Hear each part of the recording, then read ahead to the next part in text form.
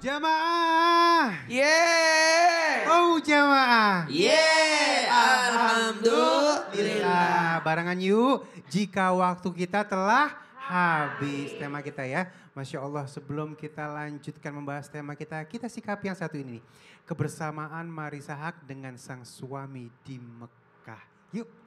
Masya Allah, mesra sekali. Aduh, jadi Bang iya. Ali sama istri mesra juga enggak? Saya mah kalau awal bulan Bu, akhir bulan mah gak ada mesra-mesranya.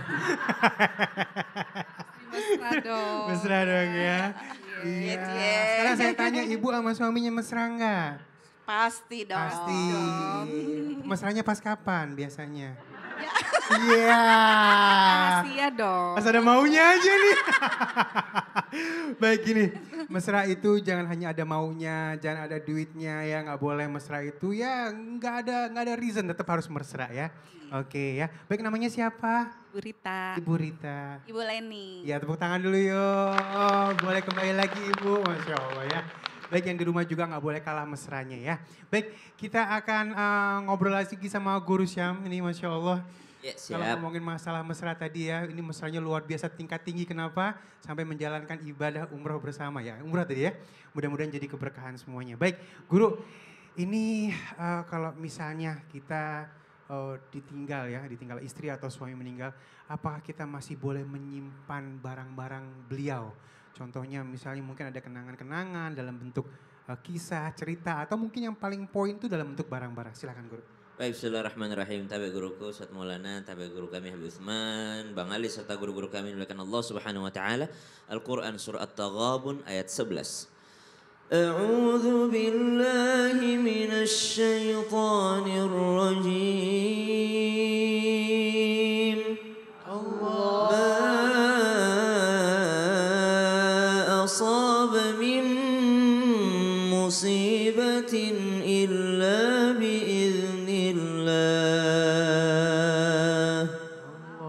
ومن يؤمن بالله يهد قلبه والله بكل شيء عليم.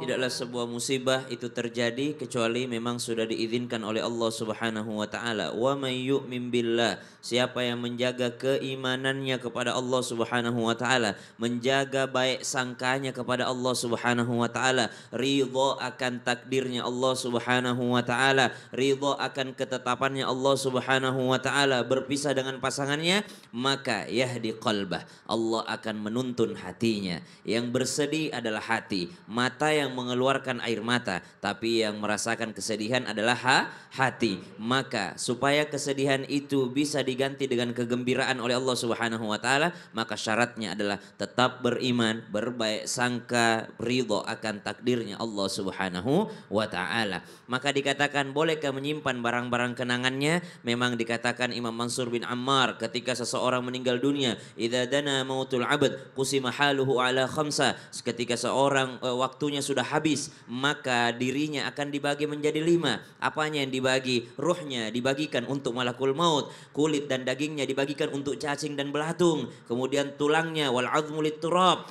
tulangnya akan dibagikan kepada tanah, dan juga wal hasanatu lil khusum, kebaikannya akan dibagikan kepada orang yang pernah dia zalimi di dunia. Jadi amal baik kita enggak langsung kita nikmati, dibagikan dulu kepada orang yang pernah kita sakiti. Dan juga al malu lil warith, harta peninggalan itu dibagikan kepada pewaris. Alangkah indahnya ketika pewaris itu punya ilmu, dia tahu barang ini lebih bermanfaat ketika aku sedekahkan. Kenapa? Sedekah jariah yang mengalir pahalanya untuk orang tuaku. Tapi kalau sekedar kenangan, foto, barang kesukaan, peci favorit ayahnya, sorban favorit bapaknya dahulu, baju gamis ibunya, mukena ibunya dia taruh, bukan hanya dia taruh sebagai kenangan, tapi dia pakai untuk sholat, maka ini jauh lebih bermanfaat untuk orang yang sudah meninggal dunia. Kenapa? Kalau ada barangnya Ustaz, semakin mudah saya untuk mendoakannya. Sejadah yang sering dipakai seorang ibu untuk sholat tahajud, dipakai juga untuk anaknya sholat tahajud. Setiap memakai sejadah itu, dia tiada lupa untuk mendoakan ibundanya yang sudah meninggal dunia. dunia. Maka ada baiknya menyimpan barang-barang itu untuk apa? Untuk dipakai ibadah. Bukan hanya untuk dipajang, tapi dipakai ibadah. Wallahu ta'ala Bukan alam. jadi buat sebuah kesedihan ya guru ya. Cinta itu bukan hanya ketemu orangnya, ketemu barangnya aja udah bahagia. Masya Subhanallah. Ih, Allah. ada sendalnya. Iya. Baru sendalnya loh. Sendalnya udah Sendalnya happy. gebetan. biasa. Iya. Udah happy banget Udah ya. happy banget. Itulah cinta. Itulah cinta. Terima kasih guru, tepuk tangan dulu yuk. Baik, Masya Allah. Sekarang kita kembali lagi guru. Ya, kita masuk ke dalam segmen Ustadz bertanya. Kami menjawab. Udah ada yang diincar sebelah kanan sebelah kiri? Ada dong. Angkat tangan yang sudah meninggal suaminya. Meninggal orangnya nggak ada di sini, kaget juga. Meninggal suaminya. Suaminya, angkat tangan. suaminya. Angkat tangan. Angkat aja nanti Ya, dipilih coba yang mana. berdiri dulu. Yang Oke. meninggal suaminya. Satu, Satu, dua. Silakan Bu. Iya, 3. Tiga. Siapa di antara ketiga ibu yang pernah bermimpi ketemu suaminya? Ya, siapa? Oh, Oh, mimpi dua-duanya. dua-duanya. Ibu nggak pernah. Nggak Nggak pernah. pernah mimpi. Ya udah, silakan. Saya mau tanya, Ibu, nggak usah nangis Bu.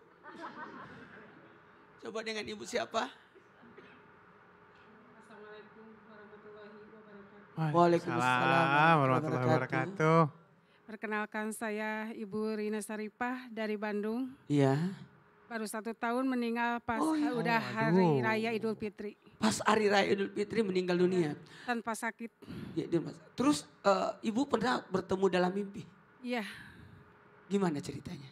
pas waktu itu biasa namanya juga single mom. Banyak yang deketin. Ya, Terus suami saya mengelus saya, ya, mengecup kening saya. ya. Saat itu saya seolah-olah suami saya nggak rela kalau saya dekat dengan yang lain. Oh, luar biasa. Silakan Ibu yang satu. Diterjemahkannya seperti itu Ya. ya. Ya, silakan. Nama saya, Ya udah, diwakili aja ya. Diwakili. Namanya Ibu siapa? namanya Ibu Heni. Ibu Eni, udah. Waktunya habis, maafin Ibu ya. Saya mau Mudah-mudahan ceramah semuanya. Ya. Baik, silakan guru ilmunya. Mohon izin tanpa menggurui, izin Habib dan Sasam. Daripada waktu saya dihabisin. Dengerin baik-baik. Ketika seseorang bermimpi melihat pasangannya yang sudah meninggal datang dalam mimpinya. Kita kembali lagi. Mimpi kan ada 3. Mimpi dari Allah sebagai petunjuk penghibur. Atau mimpi datangnya dari setan sebagai pengganggu. Menakutkan. Nah, atau mimpi karena reaksi. Nah, kalau tadi ibu mimpi, kalau kita bisa gambarkan mimpi ini semoga jadi petunjuk. Masya Allah. Karena ibu mengartikan seperti itu. Hmm. Atau bisa jadi karena reaksi tubuh ibu. Karena terlalu banyak yang naksir. Maka bisa jadi kedatangan orang yang sudah meninggal datang dalam mimpi kepada pasangannya. Bisa jadi bentuk rindu. Bisa jadi bentuk arahan. Bisa jadi bantuan. Ya. Bisa jadi mohon izin tanpa menggurui untuk mengarahkan pasangannya. Gini loh caranya. Atau berdasarkan pengalamannya. Dulu saya berpengalaman begini, maka ke bawah dalam mimpi. Lalu didatangkan, ingat ya, roh itu digenggam oleh Allah. Dan kalau Allah mengendaki roh itu dikembalikan dalam mimpi, kenapa tidak? Ya, cuma dalam hal ini sebaiknya jangan diceritakan mimpi kita. Ditanya tadi ya. Tadi ditanya ya. Iya. Sebaiknya mimpi jangan diceritakan. Makanya cuma ibu satu yang saya tanya. Yang satu enggak usah nanya. Kenapa? Jangan sampai mimpinya buruk. Kalau tadi kan bagus arahan. Dielus, dicium. Karena berdasarkan pengalaman. Mungkin ketika masih hidup selalu dielus dan selalu dicium. Ya Allah. Maka yang lain juga. Ibu mau juga begitu? Mau juga Bu? Berarti ibu mendoakan suaminya ibu meninggal kan? Ya jadi gitu. Jadi tidak boleh berburuk sangka atas mimpi. Betul tidak? Karena bisa jadi itu adalah bentuk bagaimana cintanya Allah kepada hambanya dengan didatangkan orang yang dicintai. Iya, Masya Allah. Jadi ada simbolis-simbolisnya. Iya, tidak apa-apa. Bisa aja. Apakah itu suamiku yang datang? Jawabannya bisa ya. Bisa. Karena kalau Allah mengendaki menghibur hambanya dengan, tapi hati-hati. Kalau sesuatu yang menakutkan bisa jadi itu setan yang datang. Makanya saya tidak mau tanya yang satu. Takutnya? Jangan sampai setan yang datang. Iya Allah. Ya tepuk tangan dulu yuk, Masya Allah. Baik, sekarang kita masuk ke dalam segmen Tanya Dong Ustadz. Kami semua tanya dong Ustaz. Siapa yang mau nanya? Yang kiri aja dulu deh. Oke. Baik Ibu silahkan. Namanya siapa, tinggalnya di mana, pertanyaannya buat siapa? Diketok lagi ntar ada yang jawab Waalaikumsalam. Silakan Bu. Bismillahirrahmanirrahim. Assalamualaikum warahmatullahi wabarakatuh. Waalaikumsalam warahmatullahi wabarakatuh. Nama saya Lilis Erlina dari MAI Jawa Barat. Izin bertanya Ustadz. Iya boleh. Habib. Silakan. Silakan Ibu. Ada seorang istri Habib. Ya. Ada seorang istri trauma ketika ditinggal suaminya meninggal. Suatu saat orang tuanya itu menjodohkan dengan yang lain. Jadi harus gimana ya Habib? Mohon pencerahannya. Sukron. Assalamualaikum warahmatullahi wabarakatuh. Di satu sisi pengen taat sama suami. Di sisi lain harus taat sama orang tua. Ya Allah dilema banget ya. Silakan ya Habibi. Ya akhir afwan ya Habib ya Ali. Ustadz Maulana, Ustadz Syam. Bismillahirrahmanirrahim. Allahumma salli ala Sayyidina Muhammad wa ala ali Sayyidina Muhammad. Ingat, di dalam hadisnya baginda Nabi Muhammad sallallahu alaihi wasallam, Rasulullah sallallahu alaihi wasallam pernah didatangi seorang orang tua bersama anaknya. Dan anaknya ini berkata bahwasanya aku tidak nyaman dengan suamiku karena aku dijodohin. Maka Rasulullah panggil suaminya. Rasulullah panggil suaminya. Engkau mau teruskan atau mau diselesaikan sekarang? Karena apa? Karena tidak boleh memaksakan. Apalagi yang janda. Apalagi yang janda. Yang perawan aja itu tidak boleh dipaksakan. Tidak boleh dipaksakan. Maka nikahilah yang kamu sukai dan kamu cintai. Tidak boleh orang tuamu memaksakan. Karena orang tua sifatnya adalah memilihkan, mengasih tahu, mengarahkan, mendoakan, dan apa lagi? Dan merestui, itu orang tua. Tetapi banyak di antara kita orang tua memaksakan kehendaknya, keinginannya. Dan memaksakan anak itu harus nikah dengan fulan bin fulan. Syekh Ali Jum'ah menjelaskan di dalam kitabnya dan dalam ceramah beliau. Dan bisa dilihat sekarang ini, kalau sekarang ini viral beliau lagi ceramahnya. Syekh Ali Jum'ah itu mengatakan bahwasanya apa? Syekh Ali Jum'ah mengatakan, Syekh Ali Jum'ah ini seorang ulama besar yang di Mesir. Yang dari Mesir. Syekh Ali Jum'ah mengatakan haram hukumnya ketika orang tua memaksakan anaknya untuk menikah dengan orang lain.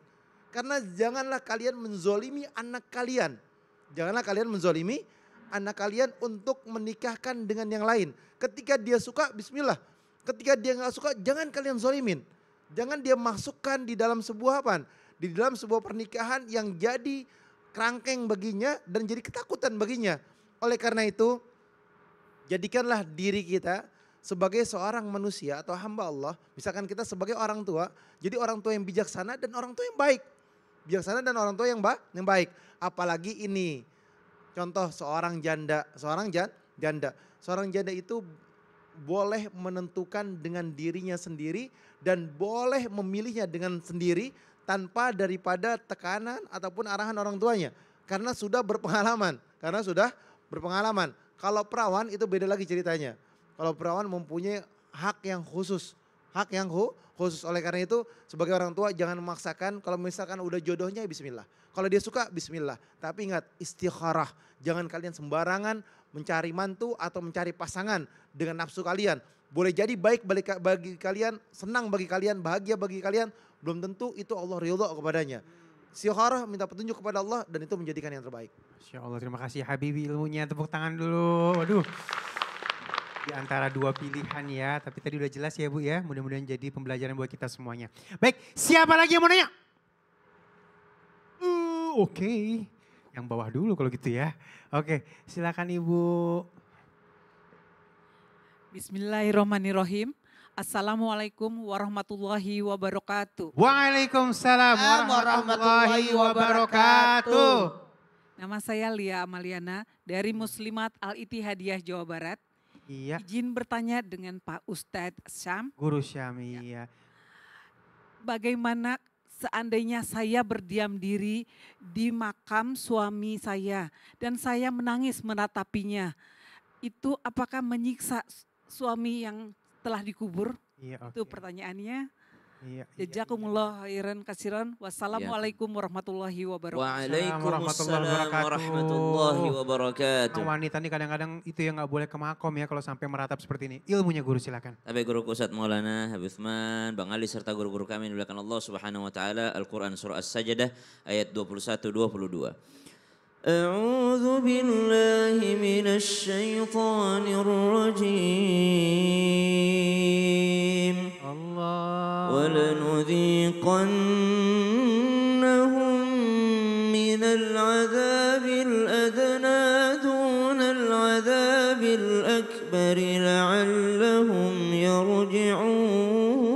يرجعون Allah. ومن أظلم ممن ذكر بآيات ربه ثم أعرض عنها إنا من المجرمين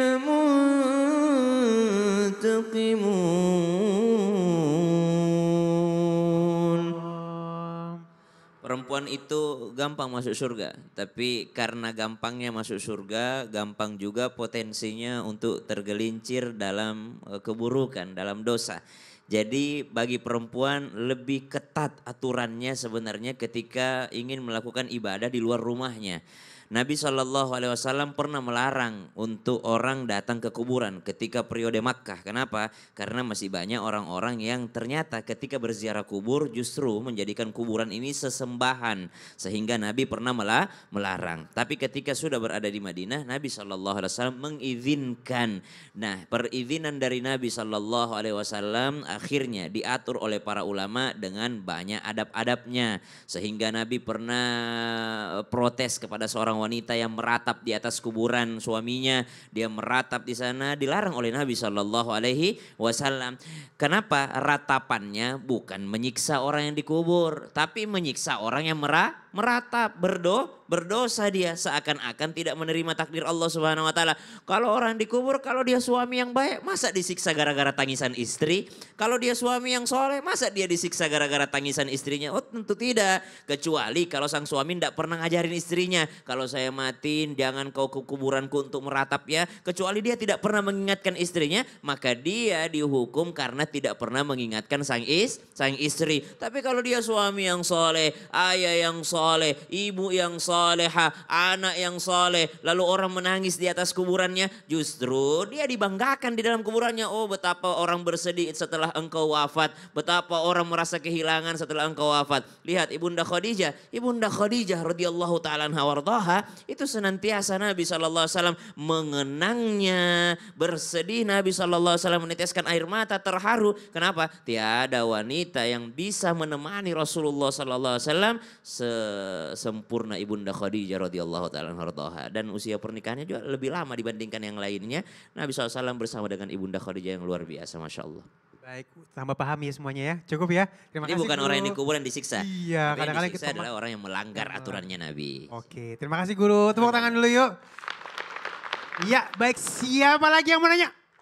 Semangatnya mana nih? Oke, iya.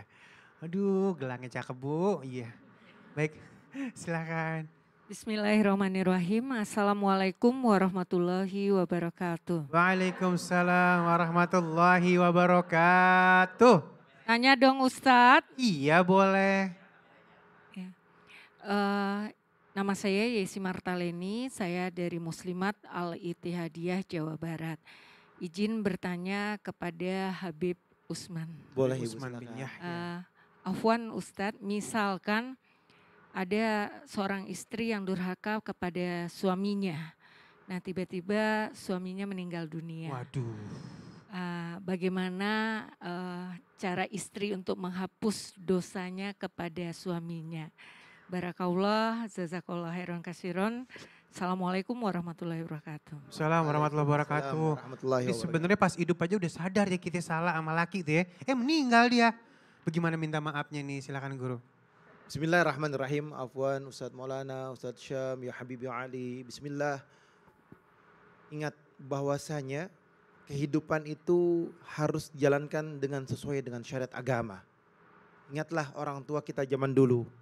Kalau suaminya mau meninggal, buru-buru dia minta ridho, minta ikhlasnya. Gimana caranya biar suaminya ridho? Apalagi sebelum meninggal lebih bagus. Apalagi dalam kehidupannya sehari-hari sangat bagus. Karena ditekankan di dalam hadisnya baginda Nabi Muhammad SAW. Laki-laki itu penuh dengan ujian. Salah satu ujian besar adalah istri yang nusus. Istri yang kurang ajar terhadap suaminya. Dan ini harus betul-betul dipahami.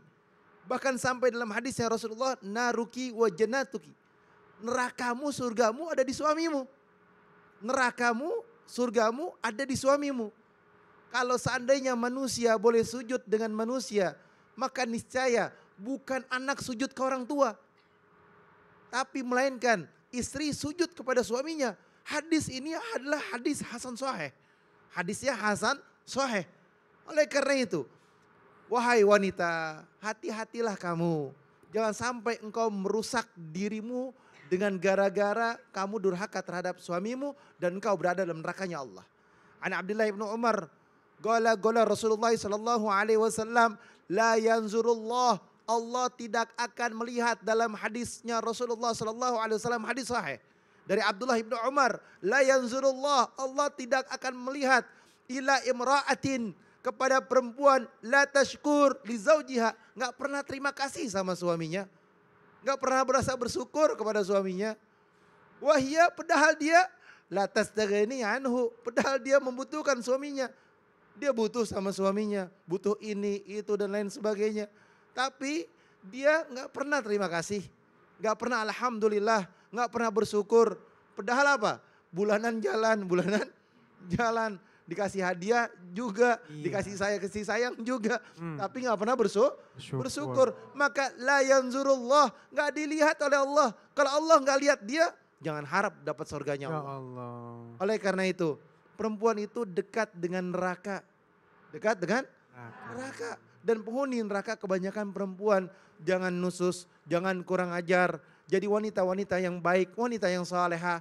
Jangan keluar rumah tanpa izin suaminya. Dipanggil suaminya kapanpun harus siap.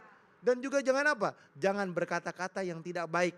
Jangan engkau menyakiti hatinya. Ketika engkau menyakiti hatinya, engkau akan mendapatkan kehancuran dan tidak akan dilihat oleh Allah Subhanahu wa taala. Allah, komplit banget itu. Terima kasih Habibi. Tepuk tangan dulu aja yuk biar semangat yuk. Ini mudah-mudahan jadi pembelajaran buat kita semuanya ya. Sehingga akhirnya kedepannya kita lebih baik lagi ya. Jangan kemana-mana, tetap bersama kami di Islam Itu Indah. Jamaah, Alhamdulillah. Alhamdulillah.